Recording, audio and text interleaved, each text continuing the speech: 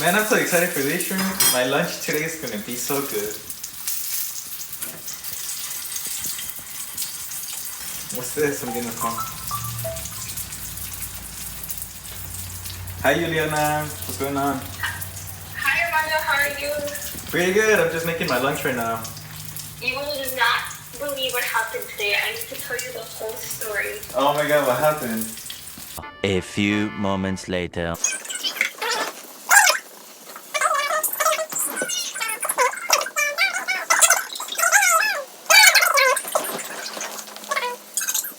6.5 hours later. My shrimp. No! No! Oh no! My shrimp. Get ready. No! I burned my shrimp.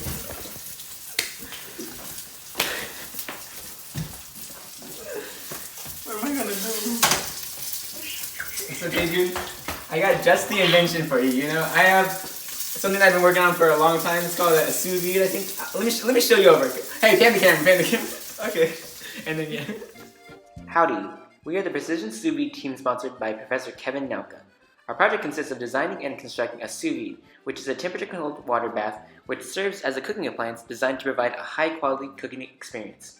This is accomplished by using precise temperature and water level sensors, a heating element, water pumps, and a PID feedback loop that adjusts the temperature of the water so that the food within the vessel cooks at a constant temperature. We're innovating on top of pre-existing sous vides on the market by utilizing a very precise RTD temperature sensor with an accuracy of 0.03 of a degree Celsius and increased water pump flow. This should provide the most optimal and accurate cooking process. Additionally, we're developing an application in conjunction that allows the user to control every aspect of the sous vide through their mobile device. Part of our solution hardware was a 1500 watt, 120 volt AC heating element. We chose this as we knew it would give us enough power in order to heat up the water as quick and safely as possible. We also did include a water level sensor which would help us keep the water level at an optimal state, as we did want to prevent burnout on the heating element, as the heating element does have a constraint as to how much water it must be submerged in.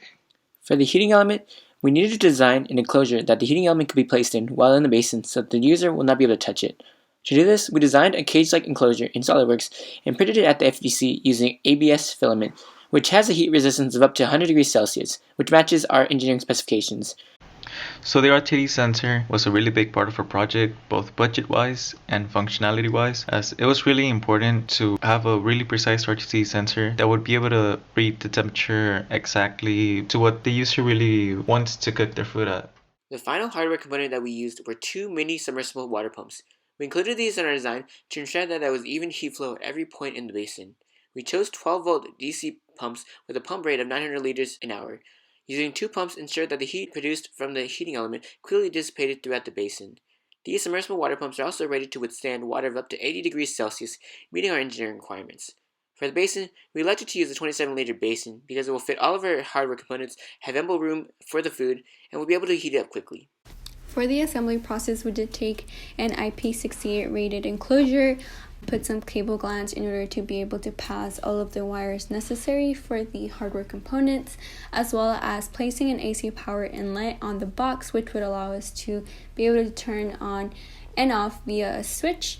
After this, we did add all of the boards, my PCB, the solid state relay for the heating element, the AC to DC chassis, and made sure that all of the wiring was completed and safely put. We also did make sure that all of the wiring was correct, as we did not want any unfortunate events to happen. We did also elevate our electronic enclosure after the assembly was done in order to make sure that no splashes could get on the box and just to keep everything safe.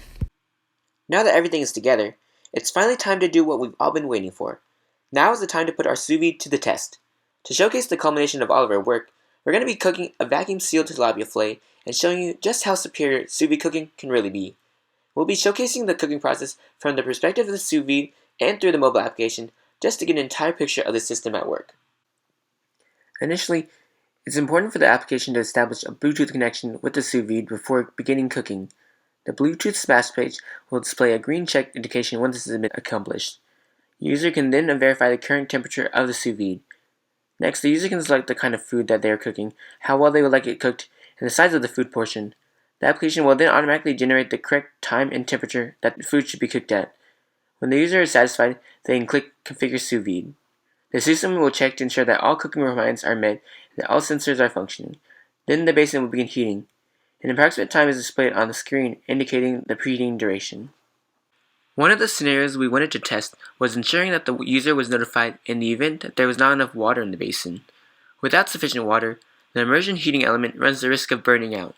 For situations which require longer cooking times and or higher temperatures, it's important to consider the evaporation of liquid from the basin, as this could significantly drop the water level of the sous vide. We tested this by removing a pitcher of water from the basin while it was preheating. As expected, the mobile application alerted the user that the water level was too low, and the microcontroller had a check that stopped supplying power to the heating element when it detected that there was not enough water.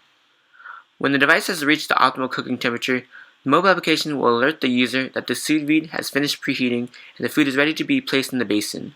Once this is done, the user can press the Begin Cooking button on the mobile application, and the timer will count down. The user is able to monitor the temperature and water level of the sous vide, and if any issues arise during cooking, they will be notified. Once the timer has finished cooking, a notification will display for the user to remove the food, and the sous vide will shut down.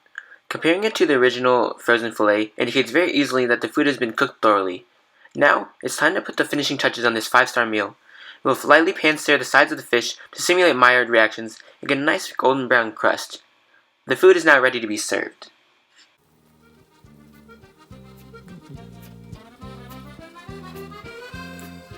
Are you done yet?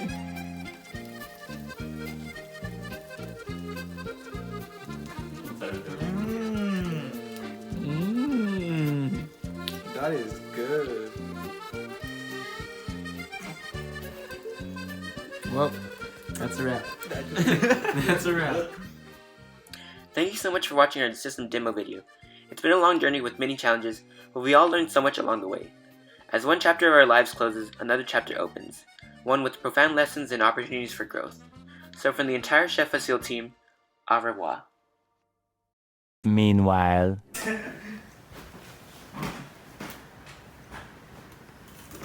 Be like, it's not that bad. Alright. I'll stick to my pen.